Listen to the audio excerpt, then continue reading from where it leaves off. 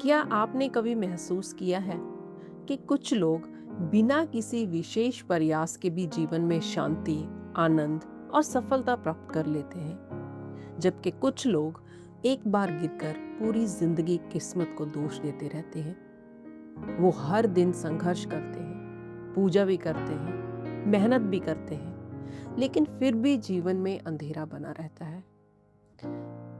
क्या आपको लगता है कि भगवान पक्षपात करते हैं? क्या ईश्वर कुछ लोगों को ज्यादा प्यार करते हैं? या इसका कारण भाग्य है? या फिर ऐसा तो नहीं कि हम अनजाने में ऐसी चीजों को पकड़े बैठे हैं जो हमारे भाग्य के द्वार बंद कर रही है? अगर आज भगवान स्वयं आपके सामने आकर कहे, मैं तुम्हें सब कुछ देना चाहता हूं, लेकिन पहले तुम्हें कुछ छोड़ना होगा, तो वे क्या होगा? आज की इस वीडियो में हम उन बातों की चर्चा करेंगे जिन्हें छोड़ देना ही आध्यात्मिक उन्नति का पहला कदम है।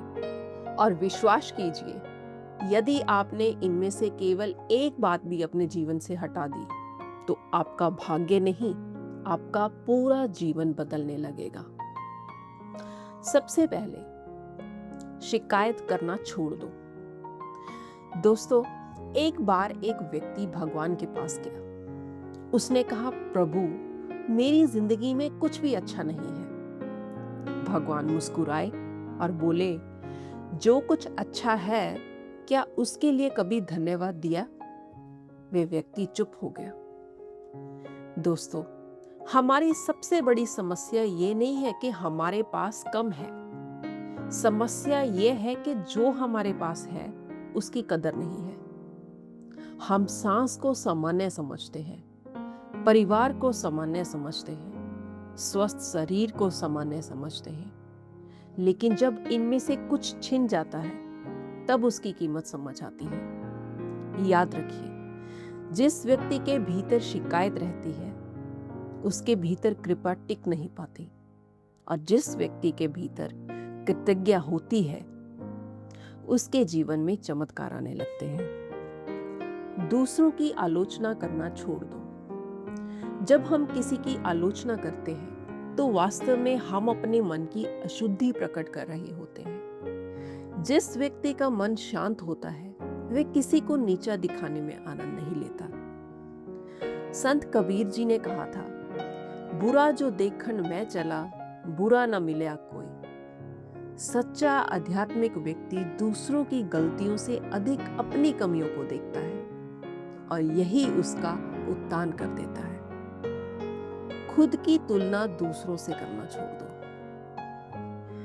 ईश्वर ने इस संसार में दो पत्ते भी एक जैसे नहीं बनाए, फिर आप स्वयं की तुलना किसी और से क्यों करते हैं?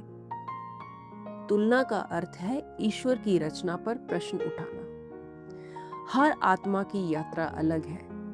किसी को जल्दी मिलता है, किसी को देर से, लेकिन जो आपके लिए है वह आपको अवश्य मिलेगा। लेकिन आज सोशल मीडिया ने एक नई बीमारी पैदा कर दी है, तुलना की।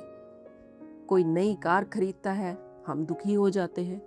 कोई विदेश घूमने जाता है, हम दुखी हो जाते हैं। कोई सफल हो जाता है, हम खुद को असफल मान लेते हैं। लेकिन क्या आपने कभी सोचा, ईश्वर ने दो इंसानों को एक जैसा क्यों नहीं बनाया? क्योंकि हर आत्मा की यात्रा अलग है।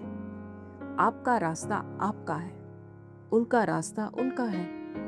गुलाब अगर कमल बनने की कोशिश करेगा तो अपना सौंदर्य खो देगा, और कमल अगर गुलाब बनने की कोशिश करेगा तो अपनी पहचान खो देगा।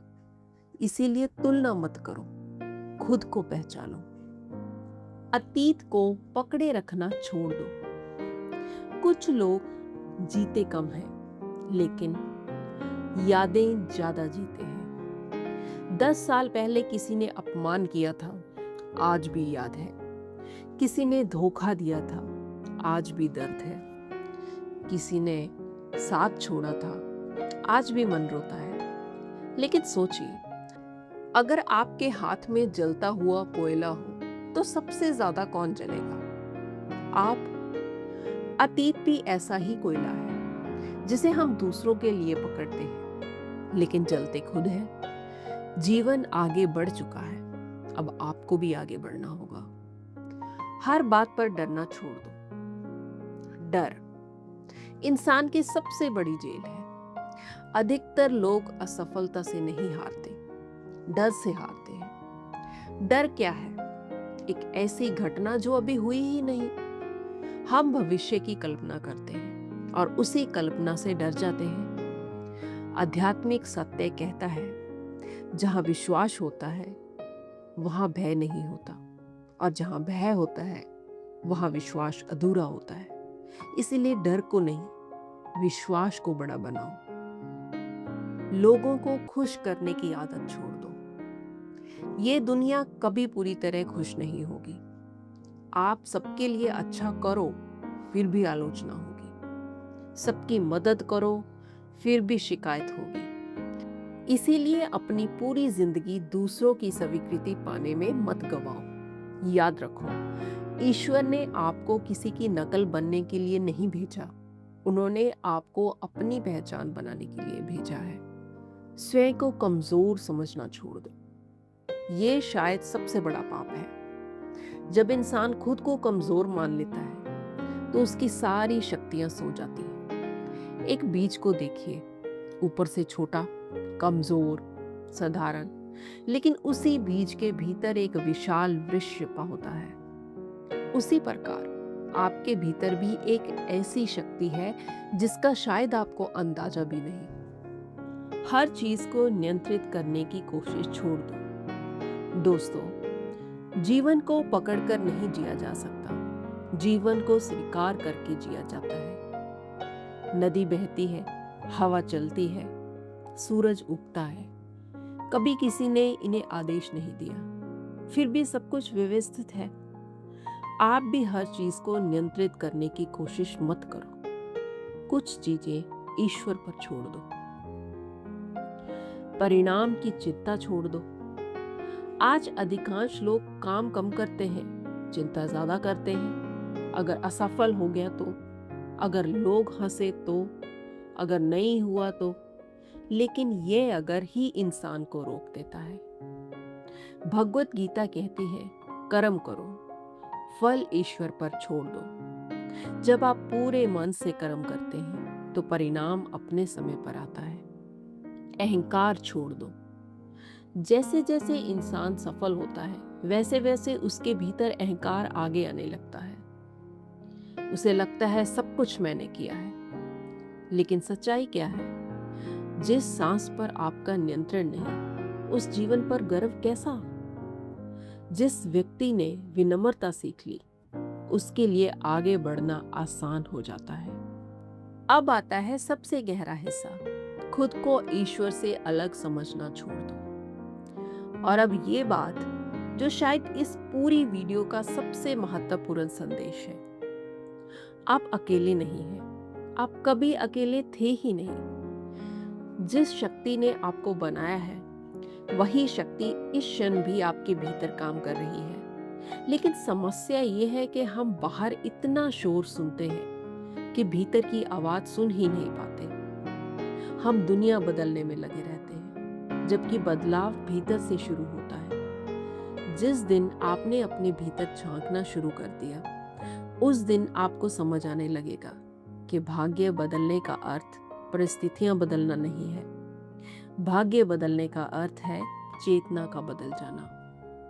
कल्पना करो, आज रात सोने से पहले तुम अपनी सारी शिकायतें छोड़ दो, अपने सारे डर छोड़ दो, अपने सारे पुराने घाव छोड़ दो, अपने सारे अहंकार छोड़ दो और केवल 5 मिनट शांत बैठ जाओ। शायद पहली बार तुम्हें एहसास होगा कि तुम्हारी समस्या किस्मत नहीं थी, तुम्हारी समस्या वह बोझ था जिसे तुम वर्षों से ढो रहे थे। दोस्तों, जीवन में आगे बढ़ने के लिए हमेशा कुछ नया सीखना जरूरी नहीं होता। कई बार कुछ पुराना छोड़ना ज्यादा जरूरी होता है।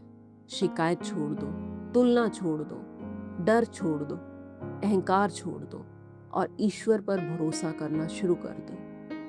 क्योंकि जिस दिन मनुष्य छोड़ना सीख जाता है, उसी दिन भगवान उसका हाथ पकड़ लेते हैं। और याद रखो, भाग्य बदलने का सबसे तेज तरीका है अपने विचार बदलना, अपनी आदतें बदलना और अपने भीतर छिपे ईश्वर को पहचानना। अगर आप भी आज से अपने जीवन की किसी एक बुरी आदत को छोड़ने का संकल्प लेते हैं, तो कमेंट में लिखिए, आज से मैं बदलना शुरू कर रहा हूँ या आज से मैं बदलना शुरू कर रही हूँ। और इस वीडियो को लाइक और उन लोगों तक ज़रूर पहुँचाइए जिन्हें इनकी सबसे ज़्यादा ज़रूरत है।